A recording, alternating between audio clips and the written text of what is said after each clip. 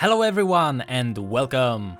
So I finally decided to bring up all the bad stuff that has been in League for years that no one is talking about.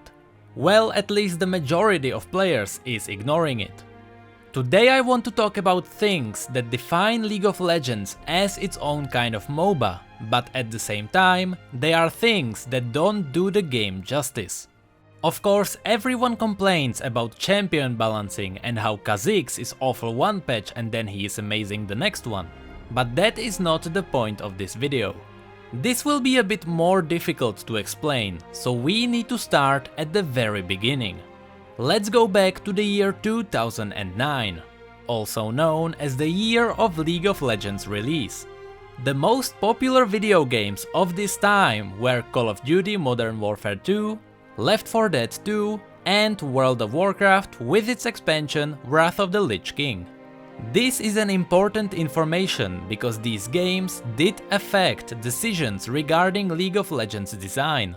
League of Legends itself was developed as an iteration of one of Warcraft 3 mods, known as Defense of the Ancients, or Dota for short.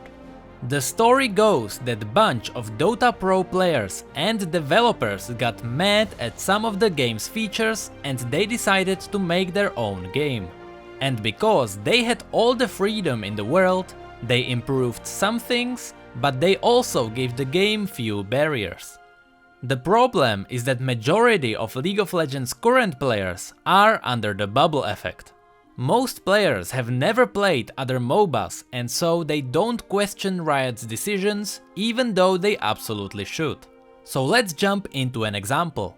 One of the core features that every player has to deal with are levels and masteries. I have talked about this issue before, but now's my chance to truly break it down.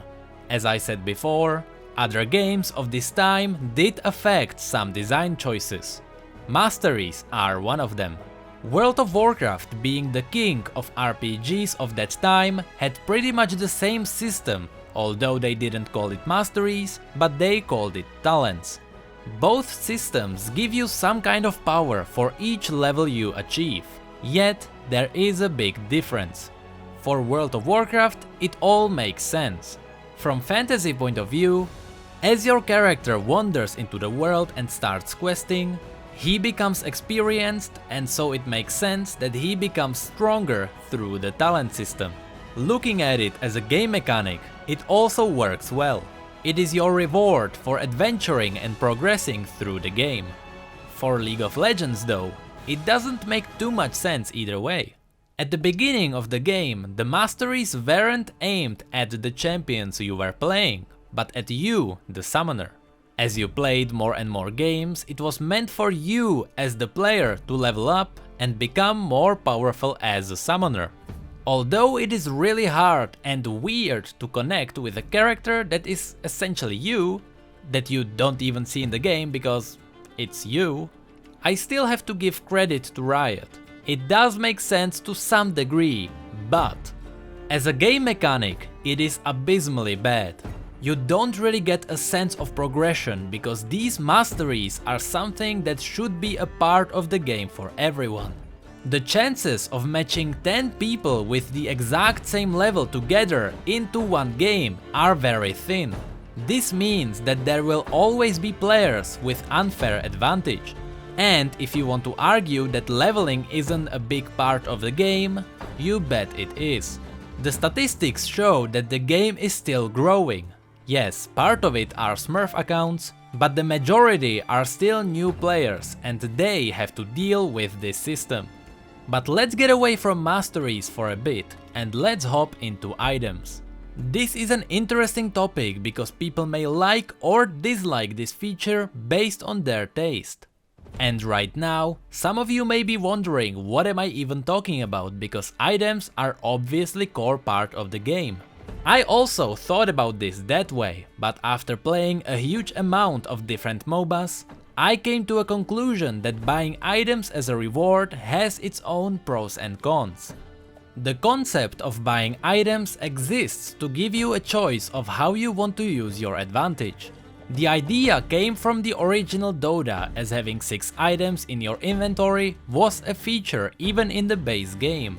You go into battle, you get some gold, you go back and spend it on some kind of power in a form of an item.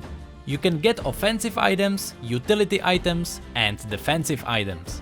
Buying items does give you some diversity, but the question is, do you buy the items strategically, or are you just trying not to make a mistake? The problem that always comes to my mind is that every champion has very narrow line of items that are good for them. You could say that buying items that are not great for your champion makes you lose your advantage.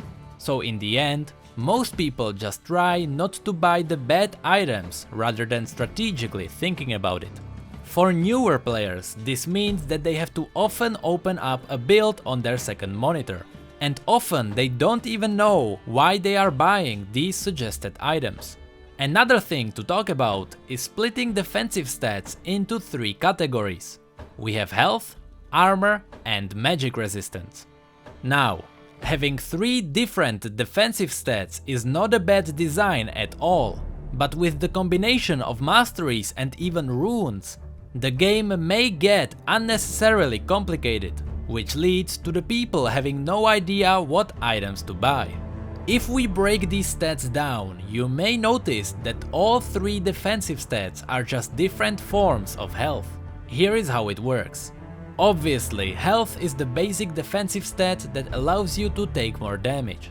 Armor blocks a percentage of physical damage, and magic resistance does the same for magic damage. Let's say you have 200 HP and no armor. When someone hits you for 100 damage, you lose 100 and you still have 100 HP to spare.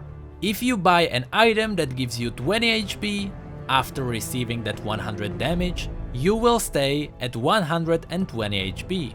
Let's say you buy an item that gives you armor that blocks 20% of all physical damage. That means that you receive only 80 damage and you stay at 120 HP as before. So in other words, armor and flat health have the same value, but armor does nothing against magic damage. On top of that, armor and magic resistance have diminishing returns, which means that the more of them you buy, the less they are effective. See how complicated everything got? A lot of people don't realize this, but imagine trying to balance not only champions, but also the damage they get from items and also the defense they get from them. This is one of the reasons League of Legends is extremely difficult to balance, and there will always be champions that are useless and champions that will get nerfed very soon. Having too many variables in your game gives you too much to deal with. And now, let's jump into the one thing that I will never understand: the rune system. I don't even know where to begin. It feels like at the start it was supposed to be some kind of IP sink, a place where you could dump all your excess IP. But that doesn't make too much sense, since the priority for pretty much everyone was buying champions.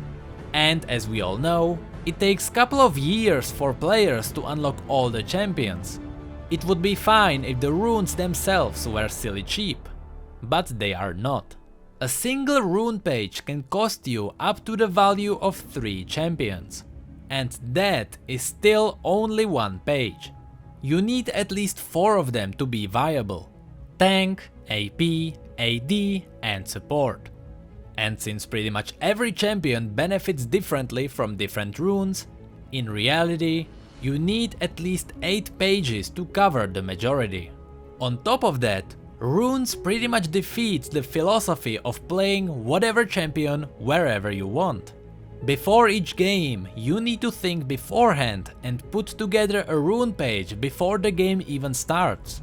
I think everyone was in a scenario where you played a bruiser and you got horribly behind and suddenly you get 3-shot by enemy Vladimir. At this point you need to buy a lot of defensive stats, but because your runes are based around dealing damage, you realize that you will never be as tanky as you could have been if you picked your defensive runes. And then you fall into depression because you realized that if you picked those defensive runes, you would be at least useful. It is so weird that we have pretty decent choices in the form of items, but everything gets nullified because once you go offensive runes and masteries, you will never be a true tank. I think that League of Legends would greatly benefit from being able to swap roles mid-game and adapt to the situation better. It is silly when you realize that by removing runes and masteries, you would get more strategically diverse game. The game that got me thinking about these issues was Heroes of the Storm. I know that a huge part of the League community is playing this game in their free time because, hands down, it is probably the best MOBA to play casually. You can really tell that Heroes of the Storm is a modern MOBA.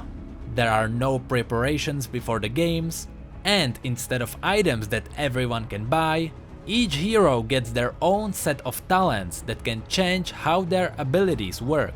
So it doesn't matter what kind of power you get, since every choice is beneficial on some level.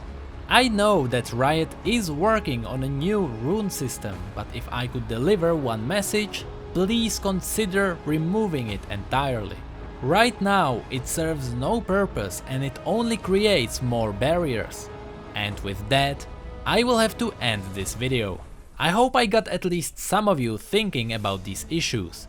League of Legends is an older game and you can definitely feel how implementing new champions impacts the older game engine.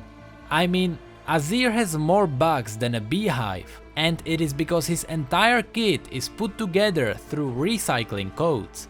Anyway, thank you all so much for watching. The last video brought up some amazing discussions and it really made me proud of you guys. As always, you can follow me on the social media for more live updates and hit that tiny like button to make me happy. And with that, thank you come again. So this is hopefully my last rant for quite a bit. I have one more topic that I wanted to talk about, but let's see if things get out of hand. If not, I'll get back to the lore straight away. I'm still waiting for Clad. I mean, his story, I thought that Riot would release it a bit sooner. They are usually releasing the lores of the champions 1 week before their release, so hopefully it will be next week, maybe 14 days. But as soon as they release it, I'll get on it. But because it still may take a while, I will get working on another champion. I wanted to drop a hint, but I will not. Let it be a surprise, so see you in the next one.